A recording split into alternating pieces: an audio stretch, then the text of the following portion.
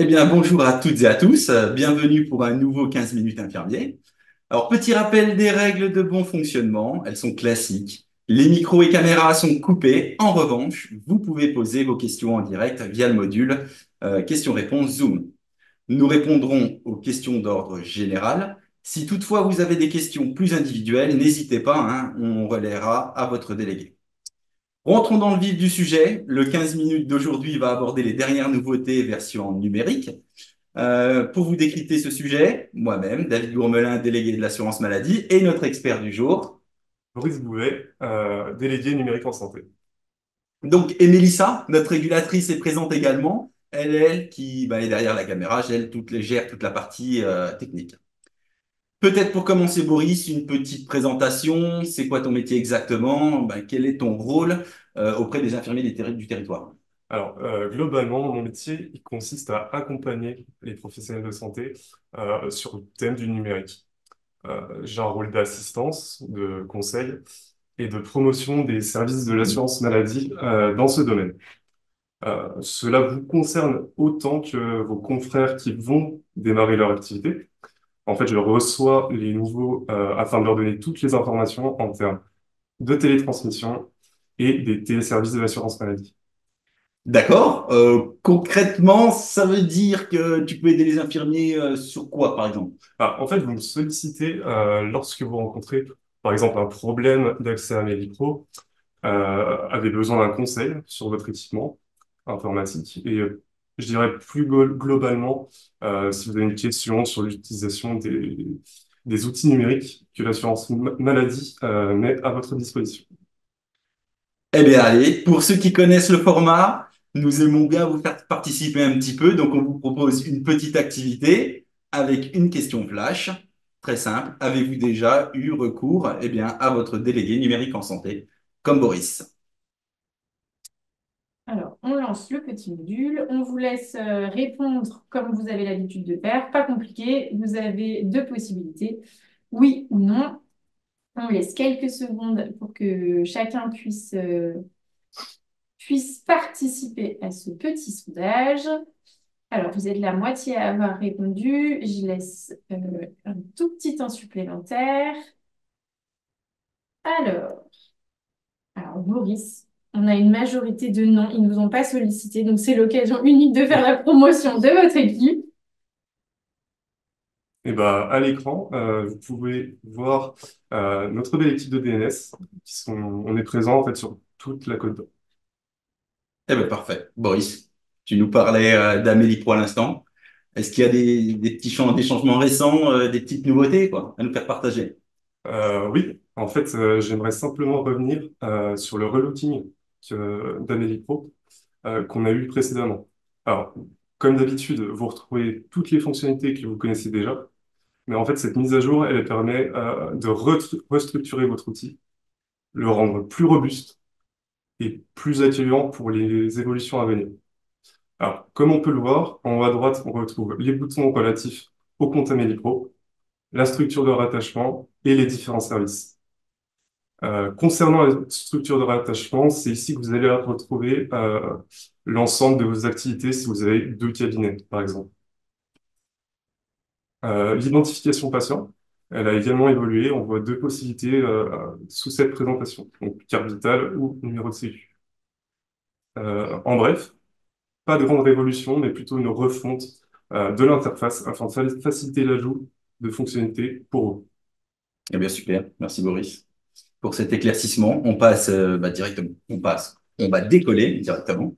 Décollons dans l'univers de mon espace santé, hein. Alors, l'espace santé, c'est le carnet numérique en santé interactif de tous les assurés, hein. Chacun peut participer et doit participer activement au suivi et à la préservation de sa santé. Il permet à chacun de stocker et de partager en toute sécurité les informations utiles pour son suivi médical avec les professionnels de santé, donc concrètement vous, hein, vous infirmiers. Et d'ailleurs, vous l'avez bien sûr activé, j'espère, et vous l'utilisez, hein, votre espace santé, hein. Donc Boris, pour les infirmiers qui nous écoutent, en quoi c'est un outil utile en pratique pour eux? Alors, pour présenter, en fait, on retrouve dans cet espace quatre grands blocs. On a le dossier médical, la messagerie de santé sécurisée, l'agenda médical et un catalogue de services. Donc, dans ce dernier, en fait, c'est pour les patients, c'est un catalogue d'applications. On peut voir des exemples à l'écran. On a aussi l'agenda. C'est un bloc pour le patient qui lui permet en fait de consulter ses dates clés de prévention et renseigner ses rendez-vous médicaux, donc en fait vos rencontres. On va aller un petit peu plus loin sur le dossier médical partagé. Alors, c'est un carnet de santé numérique contenant des informations médicales essentielles. Donc, les comptes rendus d'hospitalisation, résultats d'examen, antécédents médicaux, les ordonnances, par exemple. Les informations, elles sont centralisées au même endroit, ce qui vous garantit un accès aux éléments importants pour la prise en charge du patient. Pour vous, infirmier, ça peut être intéressant de voir, par exemple, les dernières ordonnances. Concernant la messagerie sécurisée de santé, c'est un outil pour échanger de manière sécurisée avec les autres professionnels de santé et les patients. Alors, je vous rassure tout de suite, le patient, il ne peut pas commencer en fait directement une conversation avec vous. C'est vous, en fait, qui êtes à l'initiative et vous pouvez clôturer la conversation, à tout moment. En résumé, mon espace santé, c'est un outil puissant qui va simplifier la prise en charge des patients, en centralisant les informations et en facilitant la communication. En fait, il permet une meilleure coordination et un suivi plus intuitif. Et sachez que 9 Français sur 10 ont leur espace santé ouvert. Donc, vous avez de fortes chances de pouvoir y recourir. Eh bien, je rajouterais même, hein, en échangeant avec une de vos consoeurs, hein, utilisatrice de mon espace santé, que l'on remercie d'ailleurs, hein, une nouvelle fois pour son témoignage, elle trouve mon espace santé particulièrement intéressant pour la vaccination, hein, que ce soit la grippe ou bien l'HPV pour les enfants. Elle l'utilise principalement au cabinet via la page dmp.fr. Hein. Oui, oui, oui, c'est un cas vraiment intéressant. Sachez que c'est facile à utiliser. Je vais vous montrer. Donc en fait, on se rend sur le site dnp.fr/ps. Et n'hésitez pas à le mettre dans vos favoris. On se connecte avec soit la CPS, soit la ICPS. Ensuite, on cherche le dossier médical du patient. Donc on a deux possibilités. Soit avec les cartes vitales. On se doute bien que vous le ferez plutôt au cabinet. Donc ce sera avec le nom, prénom, date de naissance ou le numéro de sécurité sociale. Ensuite, on va dans la rubrique carnet de vaccination, donc là où c'est fléché. Vous cliquez sur ajouter une vaccination et ensuite, vous saisissez l'ensemble des données utiles, donc le nom du vaccin, la date de vaccination et le numéro de lot. On peut également ajouter des commentaires si on le souhaite. Ça peut être utile, par exemple, si le patient fait une réaction au vaccin. Et ensuite, on clique sur ajouter la vaccination. Donc, suite à votre alimentation, le médecin traitant, il saura que le vaccin a bien été fait. Il va connaître le nom du vaccin, le lot, la date. Et ça, en fait, ça peut éviter, par exemple, une seconde vaccination par un autre professionnel de santé. Alors, vous allez me dire, l'idéal, ce serait de l'avoir directement intégré au logiciel métier. Alors, certains d'entre vous, ils ont déjà cette option. Pour les autres, il faut passer par cette page web DNP. Alors, à l'écran, on va voir un petit point de situation. Aujourd'hui, la deuxième vague de référencement Ségur qui vous concerne n'est pas encore déployée, mais c'est imminent. L'assurance maladie, en fait, elle a commencé avec les médecins, les pharmaciens, laboratoires, cabinets d'imagerie et établissements. Donc, ils alimentent de manière automatique les patients de santé des patients qu'ils prennent en charge. Toujours en fait, dans le but d'améliorer la coordination des soins.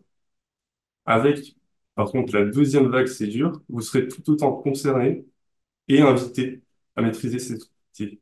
Mais, comme on l'a vu, vous pouvez d'ores et déjà vous initier à cette pratique. Eh bien, je suis persuadé que tu as donné envie aux infirmiers d'utiliser mon espace santé. Hein. Nous allons passer aux familles. Alors, le famille, c'est l'aide à la modernisation et à l'informatisation du cabinet professionnel.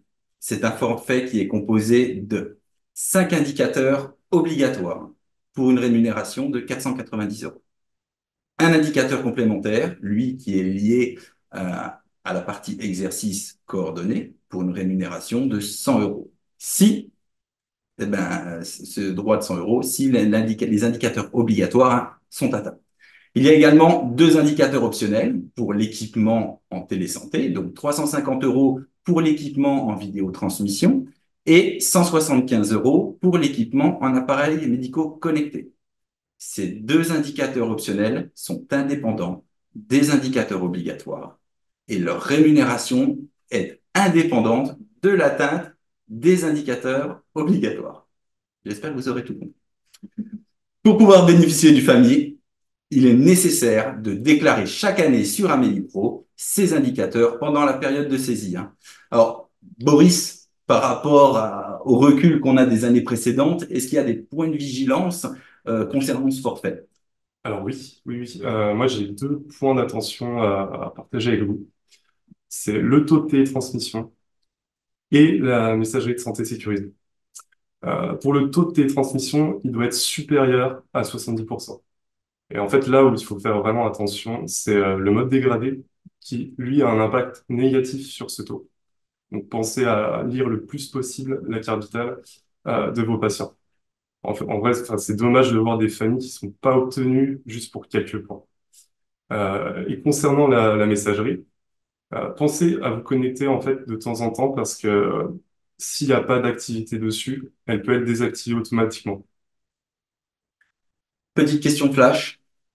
Alors, bah, pensez-vous bien à demander ce forfait chaque année? Voilà, ce serait dommage de passer à côté. Donc, à vous de nous répondre en répondant à la question. Donc, le petit module est ouvert, on vous laisse répondre. Hein, question simple, on va dire, parce que oui ou non. On vous laisse cocher la réponse qui colle à votre pratique. Je laisse juste quelques secondes. Vous avez été très réactifs du coup pour répondre sur cette question-là. Alors, on a quand même une majorité de oui, donc c'est plutôt positif. Et on a une personne qui n'y a pas pensé. Donc, ben, mesdames, parce que du coup, je n'ai que des dames aujourd'hui, on vous laisse bien y penser cette fin d'année.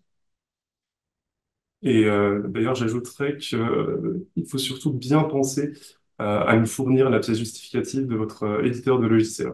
Ce serait également dommage de passer à côté juste pour un mail oublié. Eh bien, nous allons vous laisser poser vos questions maintenant hein, dans le module questions-réponses. Pour rappel, nous répondons qu'aux questions d'ordre hein, général. Alors, on vous laisse utiliser donc le module questions-réponses. On vous laisse un petit temps pour rédiger vos questions. N'hésitez pas s'il y a besoin d'éclairage, de revenir sur un élément de la présentation en particulier, ou si vous avez une question, vous, dans votre usage d'infirmier sur le champ numérique en santé. Donc, on vous laisse un petit instant, parce qu'on sait que taper sur le clavier ou sur son téléphone, si vous nous suivez via votre smartphone. Alors, j'ai une première question qui vient d'arriver.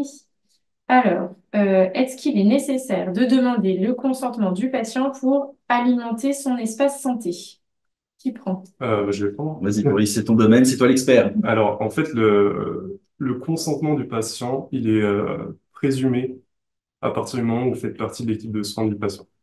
En revanche, vous devez, si vous alimentez l'espace santé, informer le patient. Simplement lui dire que vous déposez tel document, voilà, sur son espace santé. Donc, consultation, alimentation, égale consentement. Voilà. Si on doit synthétiser. Voilà. Ok. Alors, est-ce que vous avez d'autres questions ou non? Euh, Sur le terrain, on nous demande régulièrement où est-ce qu'on en est de l'ordonnance numérique. Boris, tu peux leur en dire un peu plus? Oui, alors l'ordonnance numérique, elle est déployée ou en cours de déploiement chez les médecins et les pharmaciens. Donc on a déjà des médecins qui produisent des ordonnances euh, numériques pour les médicaments. Et prochainement, en fait, ce sera les prescriptions d'actes de soins. Donc vous serez concernés. Donc finalement, c'est pour dans pas si longtemps. Non, c'est imminent. Ok, super. Alors, on a une question, c'est une réaction plutôt sur les médecins traitants et sur leur alimentation, sur Espace Santé, comment les sensibiliser. Alors peut-être qu'on peut répondre sur la technicité en disant qu'il y a de plus en plus de médecins qui sont équipés et qui peuvent alimenter de manière automatique, si je ne me trompe pas. Bah oui, oui, oui, c'est ça. En fait, on a différents profils, mais globalement, avec la vague de référencement Ségur qui visait en partie à améliorer en fait ce processus d'alimentation, elle est passée en fait. Donc là, on voit que en fait les alimentations, si je prends les médecins généralistes, elles augmentent drastiquement de mois en mois. Et peut-être qu'on peut compléter aussi sur le département. On a quand même la chance d'avoir des établissements qui alimentent et on a un énorme volume d'alimentation finalement depuis quelques mois sur le DMP de chacun de vos patients. Bah c'est ça, parce que sur les espaces santé, on retrouve beaucoup de comptes rendus qui viennent des établissements. On a aussi bah, tout ce qui est imagerie médicale, résultats d'analyse. C'est ça pour le coup, les établissements, ils le produisent de manière automatique. Parfait. Pour respecter notre temps, puisqu'on a toujours eu à cœur de vous garder 15 minutes comme prévu, ça fait déjà 15 minutes qu'on est ensemble. Donc, merci beaucoup. Oui, merci d'être toujours présent à ce rendez-vous et pour les 3000 vues cumulées hein, depuis un an. Merci à notre expert Boris. Merci Boris. Et également notre régulatrice, hein, Mélissa. Hein, merci à toi. Et on vous donne rendez-vous à l'automne pour notre table ronde. Merci à Au tous revoir, bon et bon après-midi. après-midi.